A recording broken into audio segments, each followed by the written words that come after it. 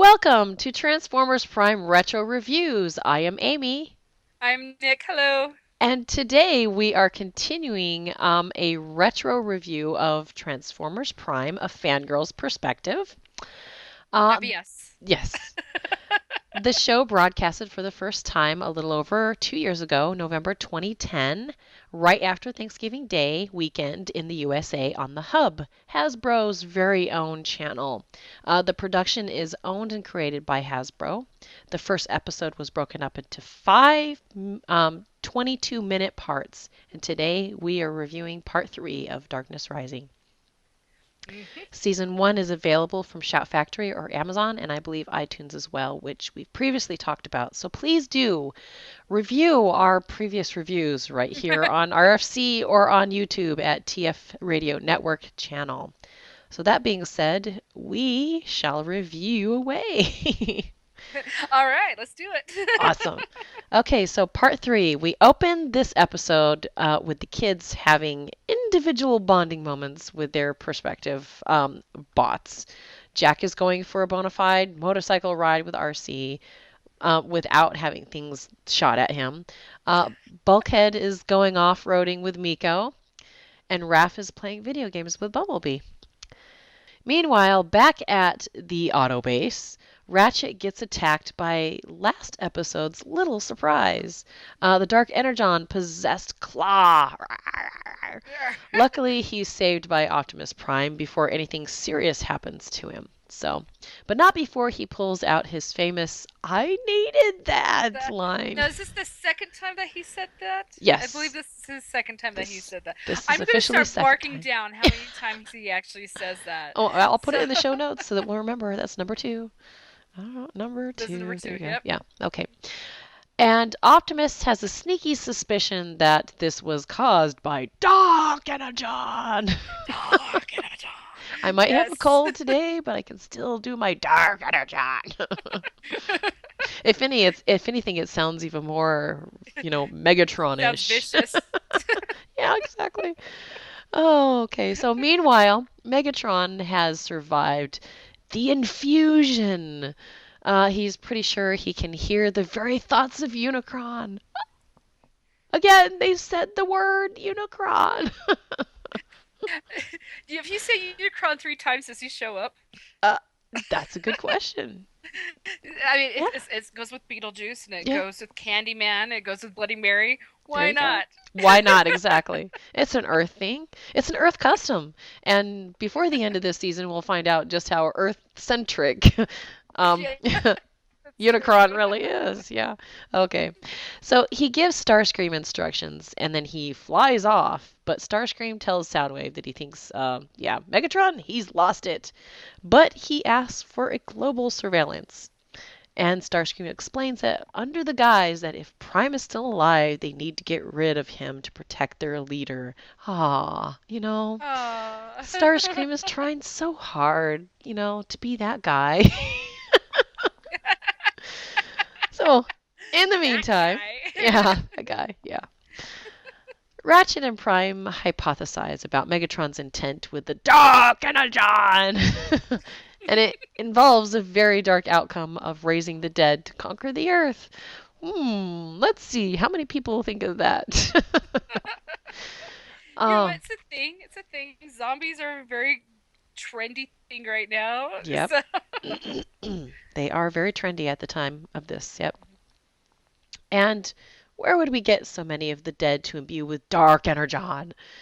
But they are interrupted at that point by the return of the rest of the troops and the human kids. Yay! hey, But Prime decides to most take. people are like, "Oh no, the kids." Yeah, that's true. That's probably me. I'd be like, oh no, they're back. I don't mind the kids. I really don't. I even enjoy Miko people. So, Yes, Miko, she's got a few moments in here where I'd say, oh yeah, rock on, yeah. girlfriend, rock Mhm. on. Yep. Okay. So Prime decides to take Ratchet on a reconnaissance mission. Instead of the seemingly happy troops, because yeah, they're around the kids and he just kind of looks at them and goes, actually, Ratchet and I are going to go out. It was great. I loved that part. It was great. That when I first saw this, I thought that was kind of shocking because you're you've been a Transformers fan for so long. When was the last time you actually saw Ratchet in battle instead of? Well, I guess they did it in animated. He was in battle when he was trying to save RC in animated, but Yeah. I mean, there's not that many times you see Ratchet actually in battle, so that That's was very kind of true, cool. and I was glad they did that too. It was his reaction to, everybody's like they come back, they got the humans with them. He's like, actually, it'd be better if I kept them here with these guys to keep them, you know, occupied while we go do other things. I just liked that. It was a really good moment. It was like, Prime, and faced with children, runs away. Sorry. Oh goodness. So he leaves Archie. Kids are scary, man. They are. We ask You a lot have of a couple. questions. We do a lot of strange things, as Heatwave would say. We leave fingerprints Exactly. on things that, yeah, yeah.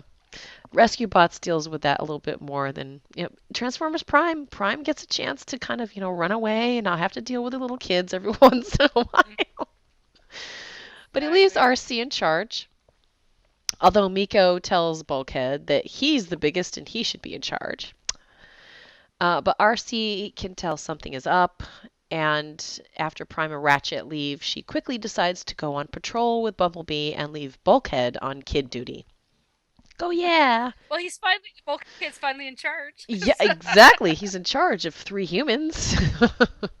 Still in charge. Still in charge. You know what? Something tells me that Miko might be more in charge than him at this point. This is true. This is true. Oh, goodness. So Miko runs band practice on her My Fist, Yo Face ballad, which is interrupted by Agent Fowler. Now, I have to say, I really loved the line of this ballad. My fist, your face. I like that. It was just, I like, I really liked how she put the band together. yeah, Even though the other two don't have any musical talent, she finds a way to put them into the band. yeah, I love it. exactly. See, she's a team player. She is She's a team totally a player. team player, yeah. Especially since, just told Jack, just pour some blood on you and just scream really loud. That's great. I thought that's cool. That's Oh, cool. she's such a rocker. There you go. Woohoo. Although the kids try to hide when Agent Fowler shows up, he discovers the kids. Oops. Whoops. Oh Yep. And Bulkhead makes it pretty clear who's protecting the kids. And so Agent Fowler, very outrageously, is like, leaves and is not very happy. So, no. meanwhile, Prime and Ratchet seek out the grounds of old battles past, where Prime reveals that many battles waged over several worlds, including Earth, long ago. At the same time, Fowler is leaving the autobase. He's being watched by the cons, and Starscream asks that he might be brought to them to brief them on where this base is, because yeah, if he can find where the base is, he can pound the Autobots. Yes, and take all the glory, because this is Starscream we're talking about, right? Um, Oh, can I tell you how much I love the Starscream? This episode nailed it. I was like, oh, I love this guy. He's sinister. did a great job. Did a great job. I loved it. So we get a nice little fight flight between Fowler and Laserbeak, but alas, human against Cybertronian. Guess who wins? It's got to be the Beak Man. He's part of Soundwave. Laserbeak Yeah. is part of Soundwave. And there's one thing that everyone knows about this series: Soundwave doesn't lose. No, he doesn't. He He's does always not one-upping lose. everybody. Everybody. He's Yep. always got Megatron's Yep. back. But yeah, no one messes with Starscream. Or Soundwave. Soundwave. Soundwave. That one. You can mess with Starscream all you want. You don't mess with Soundwave. Yeah. Soundwave is just creepy, but you gotta love him. Well, I love the fact that we don't ever hear his voice. And Oh, this I is the first know. time where he starts actually just repeating back what everybody else says. And so this is where we hear that for the first time because I think this is like the first time we were introduced to him, right? Or was he in the last? No, No, he he was was the in the last one. first episode. He He was in the was first episode. doing RC's voice Oh, that's because remember right. when he replayed RC's voice back, everyone's like, "Oh my gosh, is Soundwave a female?" and all the uproar and so. Yeah, yeah. So it was, yeah, it just, it doesn't change. We keep getting the same thing. And, now that I think about it, I'm kind of glad. He's like that guy that, you know, he's the wild card that Mhm. just, you don't mess with him because he's always awesome, including the fact that he Mhm. has no voice and it's just creepy. But at the same time, it just totally fits. And I'm really glad that we haven't had a voice. In fact, I think if I remember right, a lot of people, the last time I heard when we were talking about Soundwave, will he ever talk? I think it would be better if he doesn't. I think he just to be who he I is. It I would I spoil it if they did. and if he does talk, I hope it's like the absolute last episode and he gets the absolute last word. He gets the The last very, word. very, very last word of the Prime series. That would I be, think that would be great. oh, But that's the only way I want to see it happen. wow. Yeah. So, yes, Laserbeak, he takes Fowler in, but not before Fowler is able to hit an emergency signal that Bulkhead picks up at the base. And then he can't find where it's at.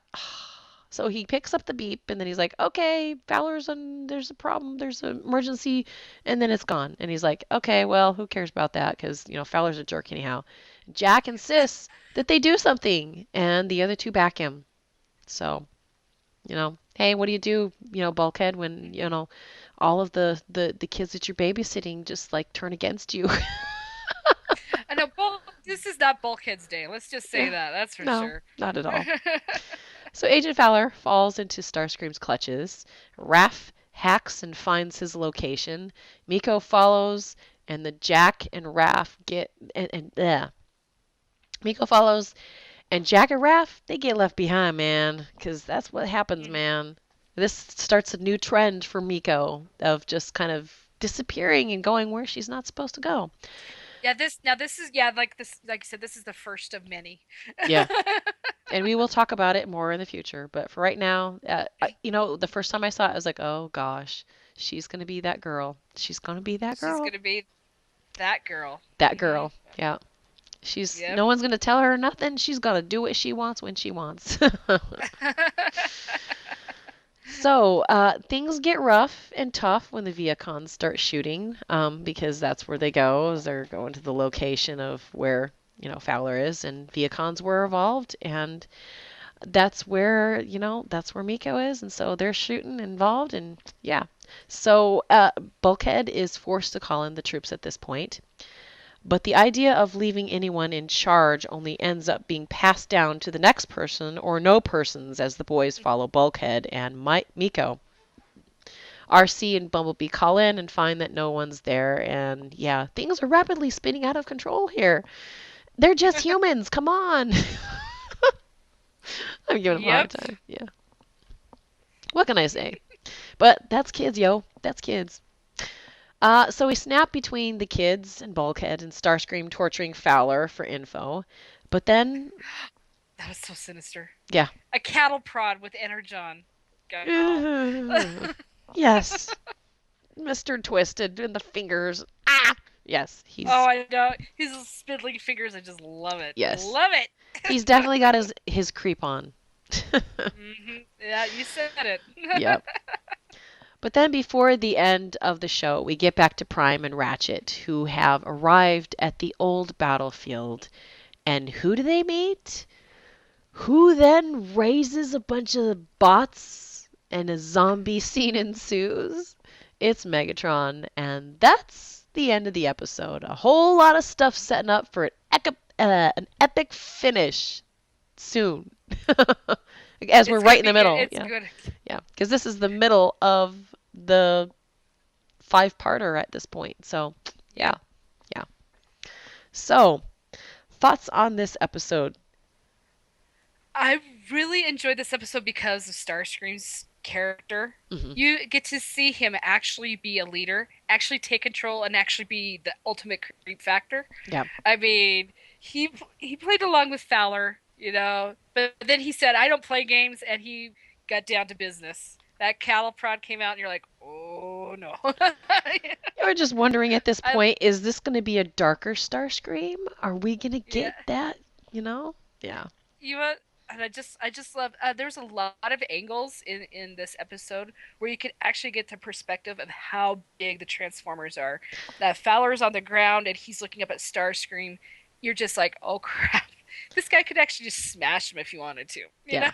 Well, even RC, who's one of the smaller of the bots, you get a Mhm. couple of where she's looking up at Prime, and you're like, golly, he's tall. He's like Yeah. really, really, really tall. So yeah, I Yeah. liked that. I liked some of those angles that they had in this over that. Also, So yeah, also in this one, you see actually someone die. A Viacon died in this one. I think this was the yeah. going to be the first of many, you know. Or But if you it know, took me back the first time I saw this, I'm like, did they just kill him? Did they yeah. just tear out his spark? What is with Bulkhead, man? He's not the But animated that Bulkhead we isn't that know. also when he says, Miko, look away, Miko, look away. It was Yeah, great. I was like, oh my yeah. gosh, he's protecting the little kids. It's great. I know, but I mean, he's really taking someone's life. I was just like, oh my gosh, this is crazy. Yeah. Oh goodness, good What stuff. about you? Yeah, I'd have to say in terms of how they set up the conflict and how like at the end it's like all of these things going wrong at the same time. Things are going wrong for Bulkhead, they're going wrong for the rest of the bots. Prime, Ratchet, Megatron showing up. It's just setting up all the conflicts and at this point I was like, "Oh my gosh, if this is the way it's going to be every week, I am Mm. going to have a fantastic time with this." Because I like lots of conflict. And if this is nothing but conflict, it just throwing one thing on top of another thing on top of another thing. And I thought, wow, did 22 minutes really just go by? Because it doesn't seem That's what like I it. thought too. It seems like it's like, a 40-minute show, but it's in 22 minutes. So it's like, whoa, did that just happen? It's great. I like it. I'm liking it. I know. I was rewatching this episode. I was just like, wait, it can't be over with right now. We Yeah. just barely started. A lot of things happened in this episode. Yeah. I mean, you've got the buildup of the kids and their individual transformer relationship. You got to see a little bit of the snarkiness from Ratchet. So Ratchet was awesome in this episode too. Okay, Yep. so, Definitely, you know, yep. Cool. good stuff. Yep, absolutely good stuff. I am going to enjoy reviewing this for the next Yeah, season. I think I am too. You what? I've heard from a couple people that are actually happy to hear us review because we're positive about Prime, Yeah, unlike yeah, many people. yeah. But it's a good show. It's fun. It's you just I don't know what people's problem is. Yeah. I was just gonna say, because I do remember a lot of people saying, well, there's so many characters and how they do this. To be honest, they did it right in the fact that they paired the kids up with a particular like transformer, and it's not just about focusing on one of them. They focus on the team. There's a lot of team Yep. aspect in this. And they were really smart about doing that because they hit a lot of demographics in that way. We've got more females in this particular version of Transformers than we have had in the past. Now, granted, there That's was true. Transformers animated and all that. Sorry was a girl, but she was for the most part for the first two seasons a human girl. So it was like, okay, that's how Hmm. they threw the girl version in there. And then of course later on we got it. But we didn't have like a full cast bot member until now. And Hmm. then of course later on we're going to find out that there's a couple female villains that are really Hmm. well done. It's like they paired a lot of girls in this. I did not feel like girls were being slighted at all in the least in this No, show. and I like that too. I do. So I'm I really really love happy how with they're that. writing RC. Yeah. RC is a good. This RC is a good person to look up to for us girls. Absolutely. She is just awesome. It's like, Yep. booyah. I You love it. see I where love it. Miko's like the rocker is like, you know what? RC's got a little bit of rock and roll in her too. Oh, of course. Oh yeah. So, Oh yeah. yeah. And she's a strong female role, so yeah. Come on, no one Mm, dresses like that and not do rock and roll. yeah. Yeah, she's she, metal, man. She's heavy metal. all RC needs is a tramp stamp now. Well, there are some people out there that would say that she does have a tramp stamp. Just saying. Just That's true. saying. Yeah, that's true. That's true. All right. Well, that is our review of episode 3, and we will see you next review. All right. Aloha. Ciao.